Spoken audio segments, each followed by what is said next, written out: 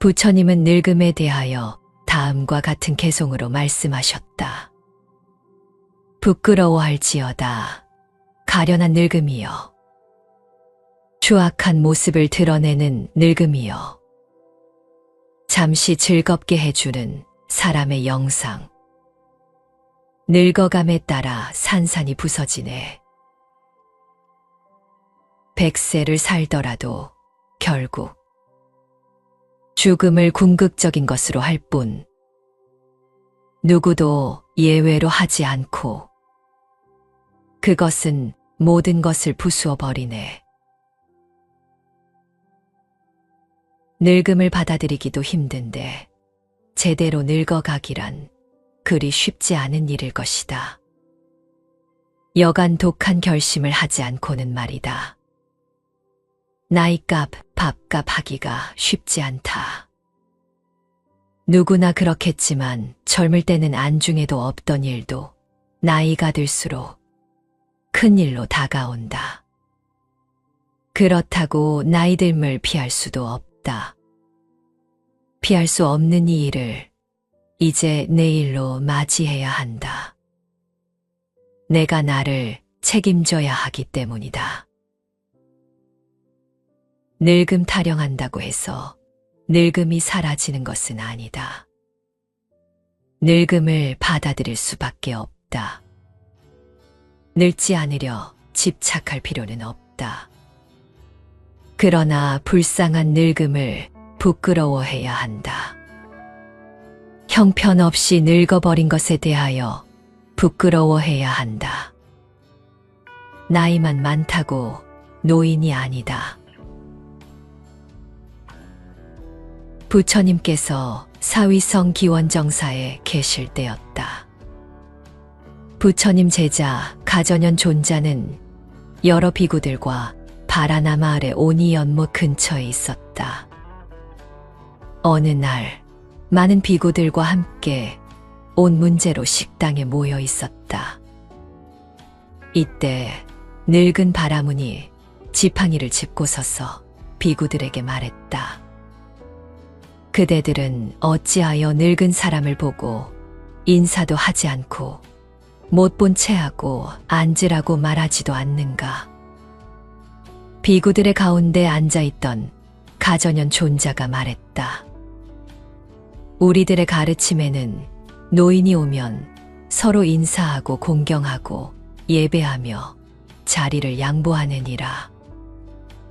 내가 보니 여기 있는 비구들 가운데 나보다 늙은이가 없는데도 그렇게 하지 않는다. 그런데 어떻게 그리 말할 수 있는가?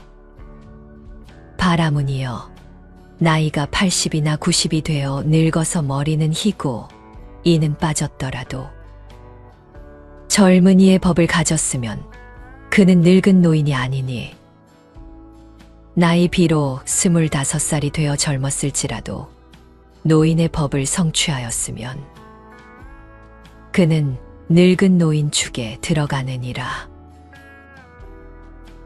어떤 것을 늙었으나 젊은이라 하고 어떤 것을 젊었으나 노인 축에 든다고 말하는가.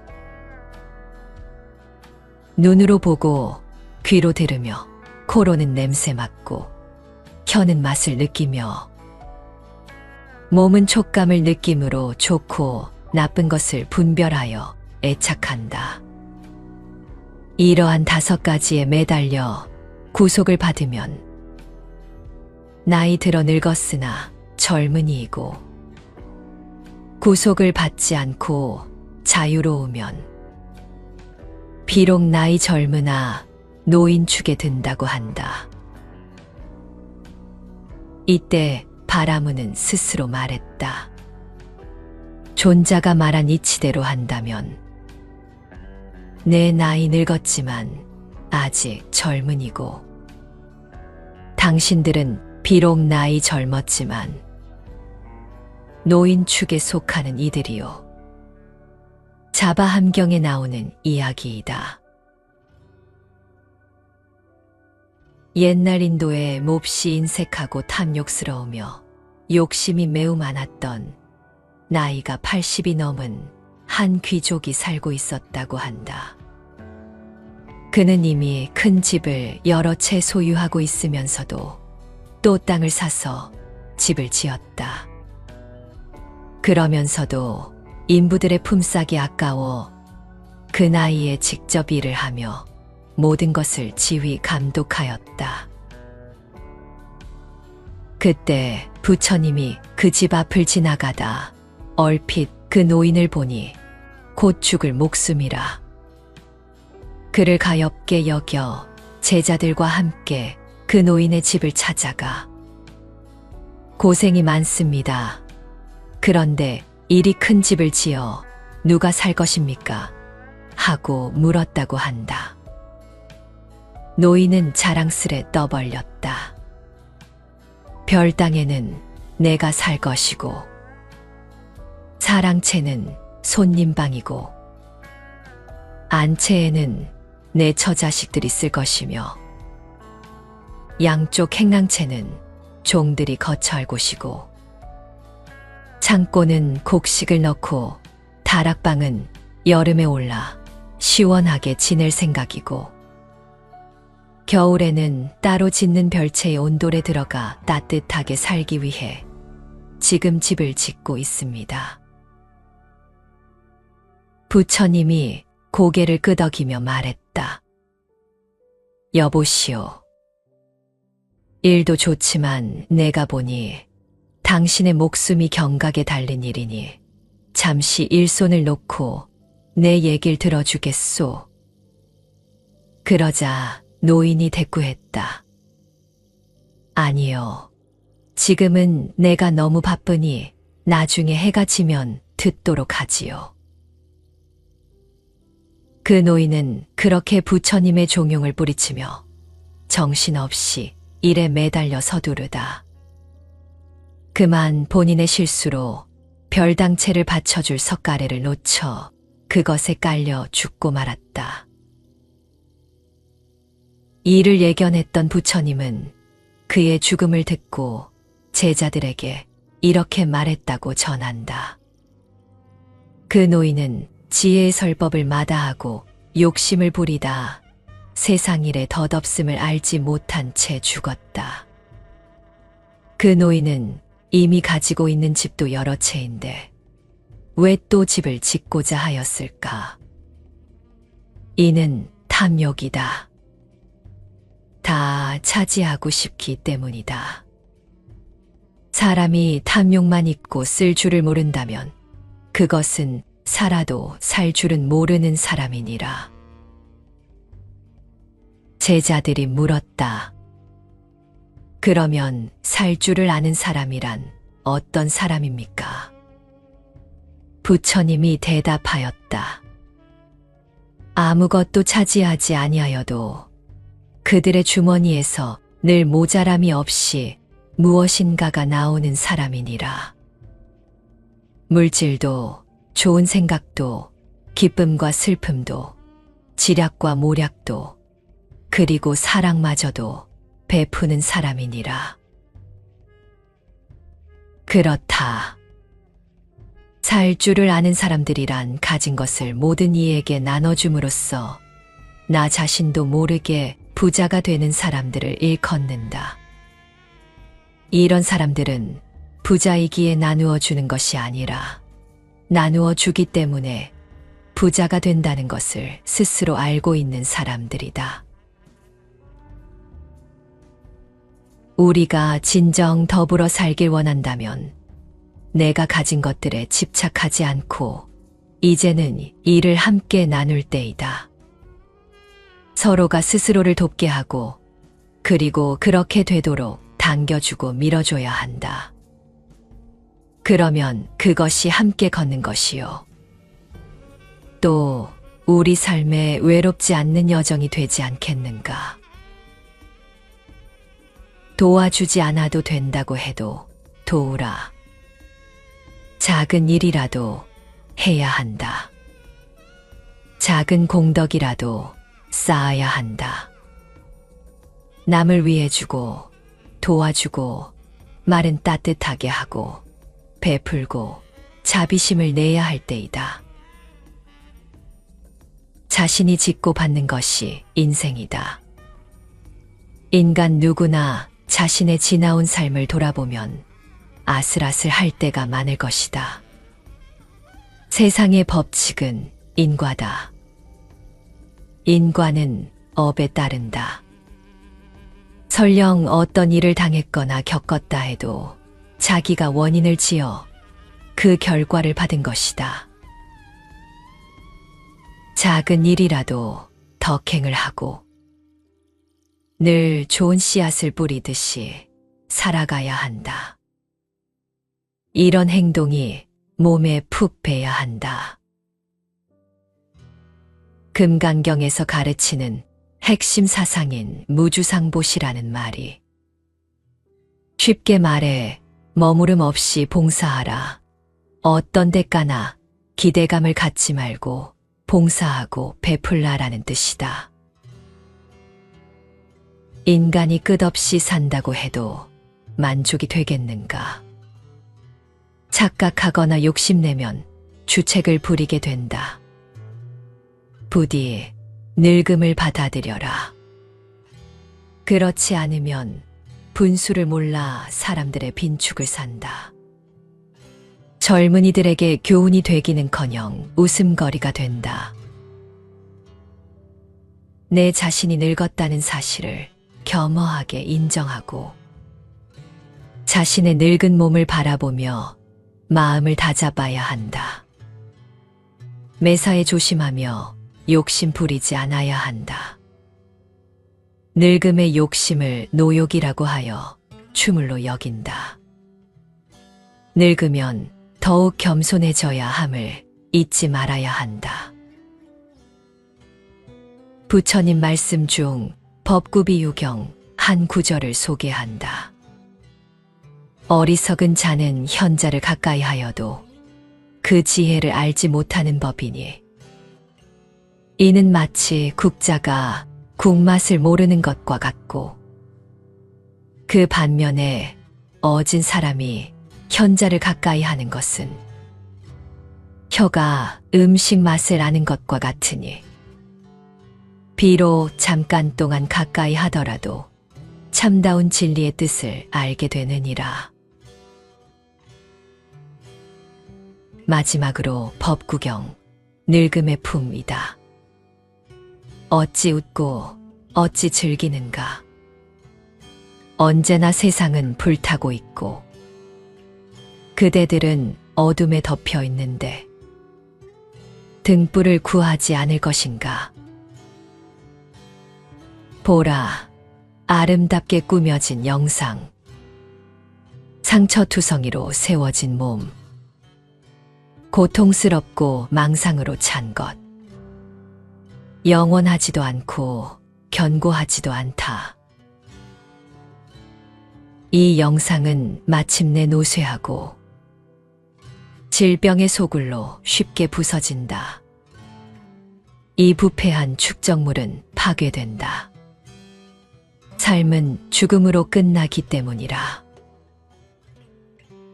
참으로 가을에 버려진 이 호리병박들처럼 회백색의 해골들이 있다. 그것들을 보고 어찌 기뻐하겠는가. 뼈로 만들어지고 피와 살로 덧칠해진 도시. 거기에 늙음과 죽음과 자만과 위선이 감추어져 있다. 잘 꾸며진 왕의 수레도 낡아가듯 마찬가지로 몸도 또한 늙어간다. 그러나 참 사람의 가르침은 부패하지 않는다. 참 사람이 참 사람에게 전하기 때문이다. 배우지 못한 사람은 황소처럼 늙어간다. 그의 살은 뚱뚱해지지만 그의 지혜는 자라지 않는다. 나는 집을 짓는 자를 찾으며 그러나 발견하지 못하고 많은 생애의 윤회를 달려왔으니 거듭 태어남은 고통이다. 집 짓는 자여, 그대는 알려졌다. 그대는 다시는 집을 짓지 못하리. 석가래는 부서졌고 대들보는 꺾였다. 많은 생애의 윤회를 달려왔으나 마음은 형성을 여의고 가래의 부숨을 성취했다. 젊어서 청정한 삶을 살지 않고 재산도 모으지 못했으니 고기 없는 연못에 사는 늙은 백로처럼 죽어간다. 젊어서 청정한 삶을 살지 않고 재산도 모으지 못했으니 쏘아져 버린 화살처럼 누워서 옛날을 애도한다.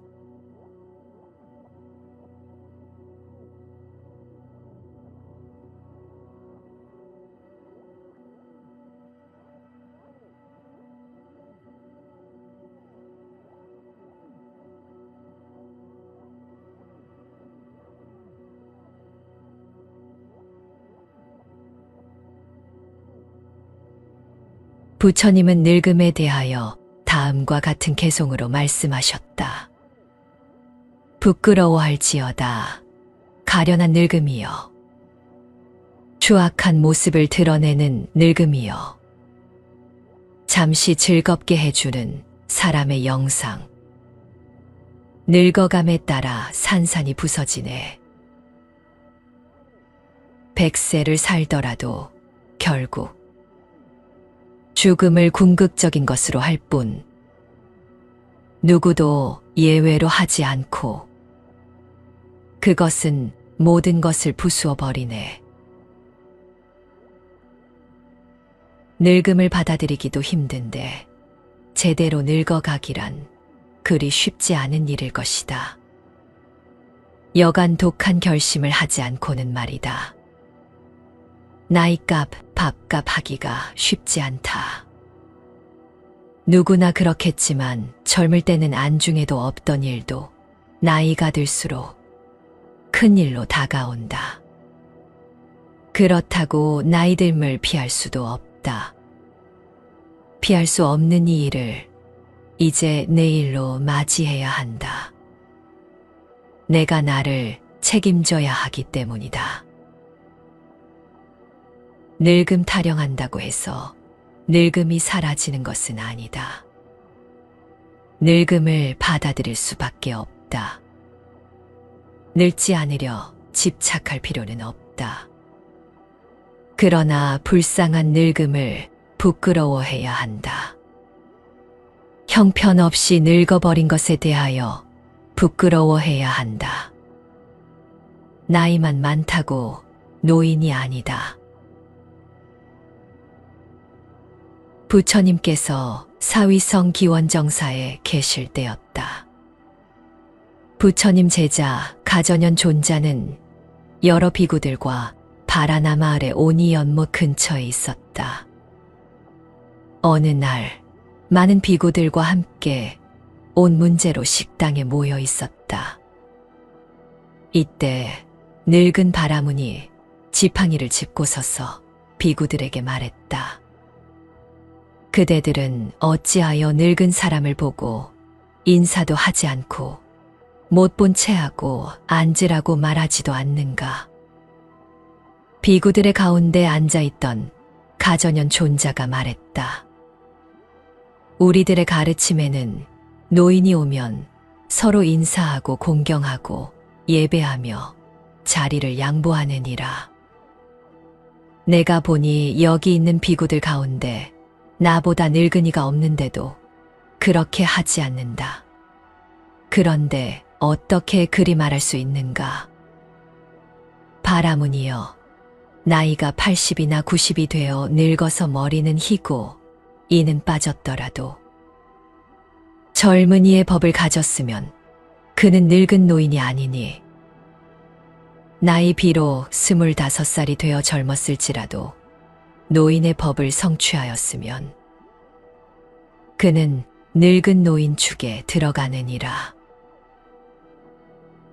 어떤 것을 늙었으나 젊은이라 하고 어떤 것을 젊었으나 노인축에 든다고 말하는가. 눈으로 보고 귀로 들으며 코로는 냄새 맡고 혀는 맛을 느끼며 몸은 촉감을 느낌으로 좋고 나쁜 것을 분별하여 애착한다.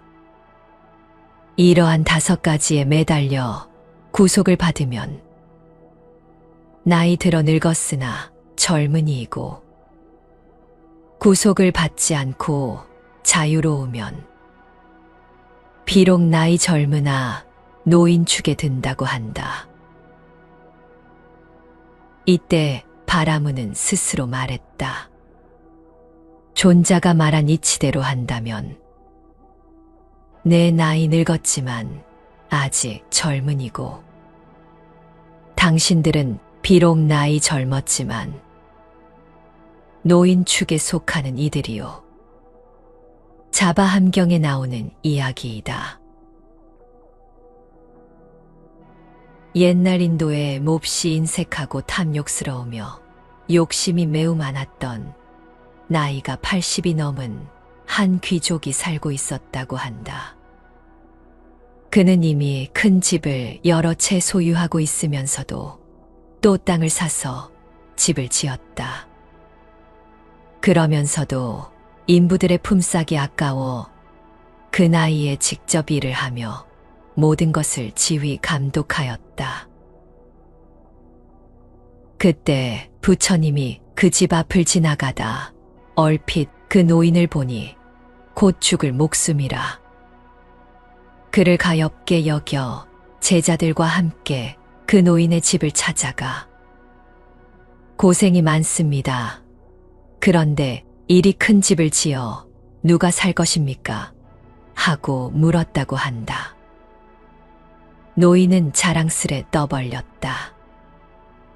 별 땅에는 내가 살 것이고, 사랑채는 손님방이고, 안채에는 내 처자식들이 쓸 것이며, 양쪽 행랑채는 종들이 거처할 곳이고, 창고는 곡식을 넣고 다락방은 여름에 올라 시원하게 지낼 생각이고, 겨울에는 따로 짓는 별채의 온돌에 들어가 따뜻하게 살기 위해 지금 집을 짓고 있습니다. 부처님이 고개를 끄덕이며 말했다. 여보시오. 일도 좋지만 내가 보니 당신의 목숨이 경각에 달린 일이니 잠시 일손을 놓고 내 얘길 들어주겠소. 그러자 노인이 대꾸했다. 아니요. 지금은 내가 너무 바쁘니 나중에 해가 지면 듣도록 하지요. 그 노인은 그렇게 부처님의 종용을 뿌리치며 정신없이 일에 매달려 서두르다. 그만 본인의 실수로 별당채를 받쳐줄 석가래를 놓쳐 그것에 깔려 죽고 말았다. 이를 예견했던 부처님은 그의 죽음을 듣고 제자들에게 이렇게 말했다고 전한다. 그 노인은 지혜의 설법을 마다하고 욕심을 부리다 세상 일의 덧없음을 알지 못한 채 죽었다. 그 노인은 이미 가지고 있는 집도 여러 채인데 왜 또 집을 짓고자 하였을까? 이는 탐욕이다. 다 차지하고 싶기 때문이다. 사람이 탐욕만 있고 쓸 줄을 모른다면 그것은 살아도 살 줄은 모르는 사람이니라. 제자들이 물었다. 그러면 살 줄을 아는 사람이란 어떤 사람입니까? 부처님이 대답하였다. 아무것도 차지하지 아니하여도 그들의 주머니에서 늘 모자람이 없이 무엇인가가 나오는 사람이니라. 물질도 좋은 생각도 기쁨과 슬픔도 지략과 모략도 그리고 사랑마저도 베푸는 사람이니라. 그렇다.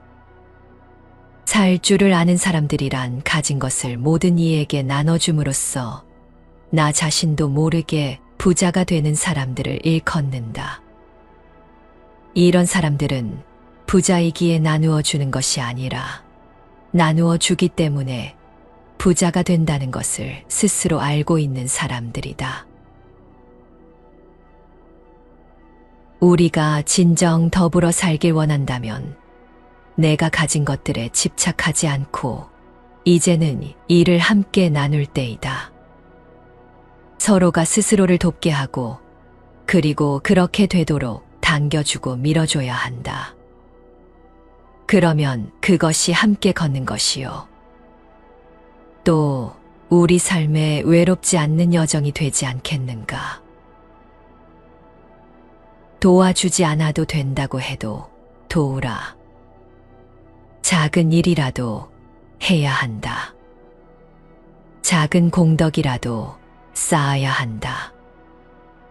남을 위해 주고 도와주고 말은 따뜻하게 하고 베풀고 자비심을 내야 할 때이다. 자신이 짓고 받는 것이 인생이다. 인간 누구나 자신의 지나온 삶을 돌아보면 아슬아슬할 때가 많을 것이다. 세상의 법칙은 인과다. 인과는 업에 따른다. 설령 어떤 일을 당했거나 겪었다 해도 자기가 원인을 지어 그 결과를 받은 것이다. 작은 일이라도 덕행을 하고 늘 좋은 씨앗을 뿌리듯이 살아가야 한다. 이런 행동이 몸에 푹 배야 한다. 금강경에서 가르치는 핵심 사상인 무주상보시라는 말이 쉽게 말해 머무름 없이 봉사하라. 어떤 대가나 기대감을 갖지 말고 봉사하고 베풀라라는 뜻이다. 인간이 끝없이 산다고 해도 만족이 되겠는가? 착각하거나 욕심내면 주책을 부리게 된다. 부디 늙음을 받아들여라. 그렇지 않으면 분수를 몰라 사람들의 빈축을 산다. 젊은이들에게 교훈이 되기는커녕 웃음거리가 된다. 내 자신이 늙었다는 사실을 겸허하게 인정하고 자신의 늙은 몸을 바라보며 마음을 다잡아야 한다. 매사에 조심하며 욕심 부리지 않아야 한다. 늙음의 욕심을 노욕이라고 하여 추물로 여긴다. 늙으면 더욱 겸손해져야 함을 잊지 말아야 한다. 부처님 말씀 중 법구비유경 한 구절을 소개한다. 어리석은 자는 현자를 가까이 하여도 그 지혜를 알지 못하는 법이니 이는 마치 국자가 국맛을 모르는 것과 같고 그 반면에 어진 사람이 현자를 가까이 하는 것은 혀가 음식 맛을 아는 것과 같으니 비록 잠깐 동안 가까이 하더라도 참다운 진리의 뜻을 알게 되느니라. 마지막으로 법구경, 늙음의 품이다. 어찌 웃고 어찌 즐기는가. 언제나 세상은 불타고 있고 그대들은 어둠에 덮여 있는데 등불을 구하지 않을 것인가. 보라, 아름답게 꾸며진 영상. 상처투성이로 세워진 몸. 고통스럽고 망상으로 찬 것. 영원하지도 않고 견고하지도 않다. 이 영상은 마침내 노쇠하고 질병의 소굴로 쉽게 부서진다. 이 부패한 축적물은 파괴된다. 삶은 죽음으로 끝나기 때문이라. 참으로 가을에 버려진 이 호리병박들처럼 회백색의 해골들이 있다. 그것들을 보고 어찌 기뻐하겠는가.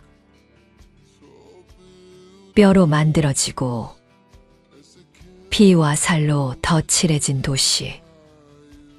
거기에 늙음과 죽음과 자만과 위선이 감추어져 있다. 잘 꾸며진 왕의 수레도 낡아가듯 마찬가지로 몸도 또한 늙어간다.